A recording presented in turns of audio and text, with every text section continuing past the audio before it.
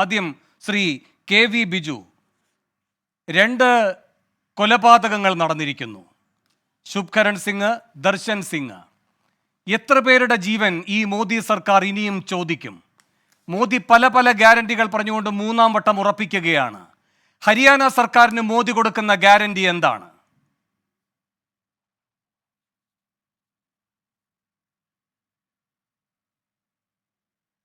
ഞങ്ങളെ സംബന്ധിച്ചിട്ട് ഈ ദിവസങ്ങൾ എന്ന് പറഞ്ഞാൽ വളരെയധികം ദുഃഖമുള്ള ദിവസങ്ങളാണ്.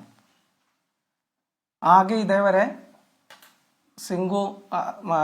ഈ ശംഭു ബോർഡറിലും അതുപോലെ തന്നെ കനൗരി ബോർഡറിലുമായിട്ട് ഇതേവരെ 6 പേര് മരിച്ചു.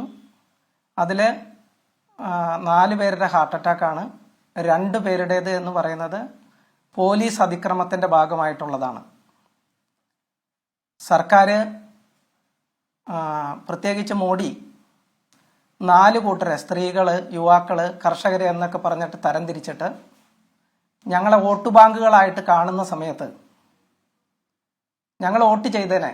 പക്ഷേ ഇന്ന് ഞങ്ങൾ അഭിമുഖീകരിക്കുന്ന കുറേ പ്രശ്നങ്ങളുണ്ട്. ആ പ്രശ്നങ്ങളുടെ പേരിൽ തുടർച്ചയായിട്ട് വർഷങ്ങളായിട്ട് ഞങ്ങൾ സമരം ചെയ്യുകയാണ്. MSP ഗ്യാരണ്ടി തരാം എന്ന് പറഞ്ഞത് BJP ആണ്, ഞങ്ങളല്ല. 2014 തെരഞ്ഞെടുപ്പിൽ അതിനുശേഷം പിന്നീട് അവർ ഓരോ കാര്യങ്ങളിലും നിലപാടുകൾ മാറ്റുന്നു. ചർച്ചയ്ക്ക് വരുന്നവരെ, ഞങ്ങൾ ചർച്ചയ്ക്ക് വരുന്ന സമയത്ത് തന്നെ ഞാൻ ഒരു പ്രാവശ്യം ചർച്ചയ്ക്ക് പോയിരുന്നു. അവിടെ ഓരോ ദിവസം ചെല്ലും തോറും സർക്കാർ കാര്യങ്ങൾ നീട്ടിക്കൊണ്ടു പോവുക, WTOയുടെ കാര്യങ്ങളൊക്കെ ഞങ്ങൾ പറയുന്ന സമയത്ത് കളിയാക്കുക. 26-ാം തീയതി മന്ത്രിതല സമ്മേളനം നടക്കാൻ പോവുകയാണ്. 26-ാം തീയതി മന്ത്രിതല സമ്മേളനം നടക്കുന്ന സമയത്ത് മുൻ സർക്കാരുകളുടെ കാലത്ത് ഉണ്ടായ ചില അനുഭവങ്ങളുണ്ട്.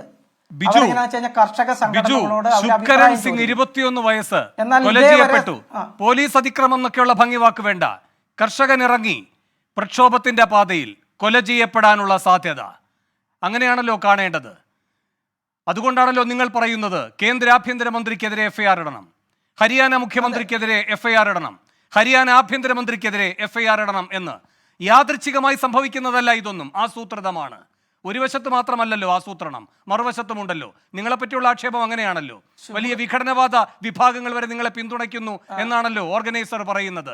ഇപ്പുറത്തും ഒരു ഓർഗനൈസ് ചെയ്യുന്ന രീതി നടക്കുന്നുണ്ട് എന്ന് അക്കൂട്ടർ കാണാതിരുന്നാലും രാജ്യം കാണുന്നുണ്ട്. ബിജു, എന്റെ ചോദ്യം നേരിട്ടുള്ളതാണ്. ശുഭ്കരൺ സിംഗിൽ ഇത് അവസാനിക്കില്ല എന്നതിന്റെ വ്യക്തമായ തെളിവാണ് ദർശൻ സിംഗ്, 2ാമത്തെ രക്തസാക്ഷി. എത്ര ജീവൻ പൊലിയും?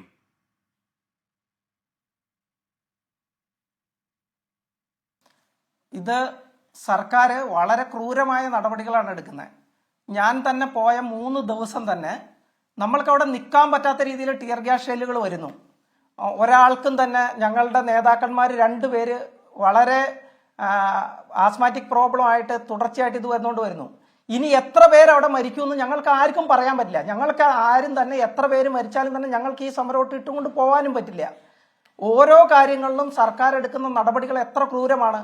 ഇദ്ദേഹത്തിന്റെ കാര്യത്തിൽ ഇപ്പോൾ അദ്ദേഹത്തിന്റെ ബോഡി, ശുഭ്കരൺ സിംഗിന്റെ ബോഡി ഇപ്പോഴും പാട്ടിയാല ഹോസ്പിറ്റലിൽ ഇരിക്കുകയാണ്. ഞങ്ങൾ പറഞ്ഞു ഈ സംഭവം നടക്കുന്നത്, അദ്ദേഹം മരിച്ചു വീഴുന്നത് പഞ്ചാബിന്റെ മണ്ണിലാണ്.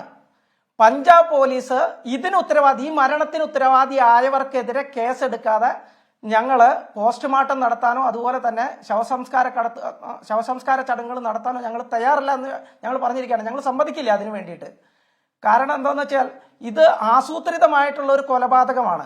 അപ്പോഴും പഞ്ചാബിന് ചെയ്യാൻ കഴിയുന്ന കാര്യങ്ങൾ അവർ ചെയ്യുന്നില്ലേ? ഹരിയാനയെ പോലെ ആണോ പഞ്ചാബ് ഈ വിഷയത്തെ സമീപിക്കുന്നത്? അവിടെ കർഷകർക്ക് മുന്നോട്ട് പോകാൻ എന്തെങ്കിലും തടസ്സങ്ങളുണ്ടോ? കർഷകർക്കെതിരെ കേസെടുക്കുന്നുണ്ടോ? കർഷകരെ ഒരു ശത്രു സൈന്യത്തെ പോലെ അവിടുത്തെ പോലീസ് നേരിടുന്നുണ്ടോ? ഇല്ല. എന്ന് മാത്രമല്ല, ഡൽഹിയിലെ ആപ് സർക്കാരും എന്താണ് കേന്ദ്ര സർക്കാരോട് മുഖത്തോട് മുഖം നോക്കി എന്ന് പറഞ്ഞത്? ഇവിടെ മൈതാനങ്ങൾ തുറന്ന ജയിലാക്കാൻ അനുവദിക്കില്ല. അല്ലേ? നിങ്ങൾ അങ്ങോട്ടേക്ക് കടന്നു വരികയാണെങ്കിൽ അവിടുത്തെ ഡൽഹി ഭരണകൂടം അതിന് ഒരു വിഘാതം സൃഷ്ടിക്കില്ല. പോലീസ് അമിത്ഷായുടെ ചരടിന്റെ അറ്റത്തായിരിക്കുന്നതുകൊണ്ട് ആ കാര്യത്തിൽ എത്ര ഉറപ്പ് നൽകാൻ കഴിയുമെന്നത് നമുക്കൊക്കെ ചിന്തിക്കാവുന്ന വിഷയമാണ്. പക്ഷേ 2 സർക്കാരുകൾ പ്രതിരോധിക്കുന്നുണ്ട് നിങ്ങൾക്കൊപ്പം തോളോട് തോൾ ചേർന്ന്.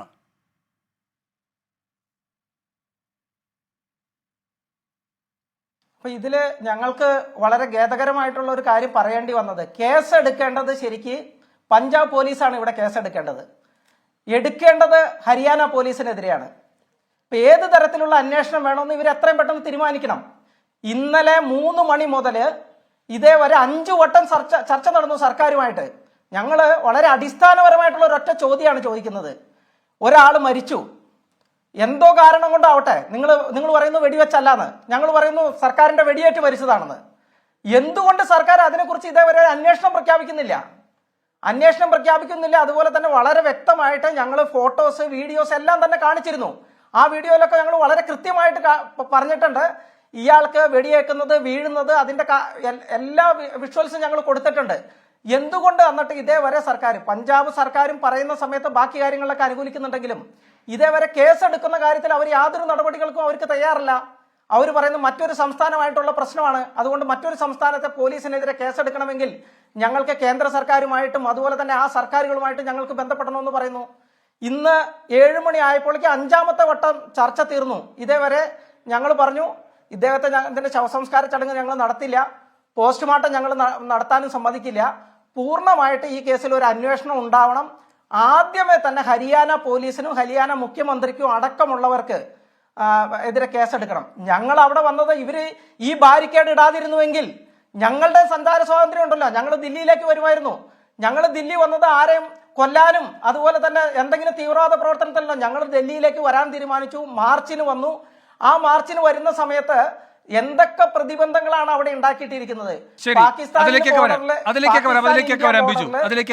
രാജു, ശരി ബിജുലേക്ക് വരാം. രാജു.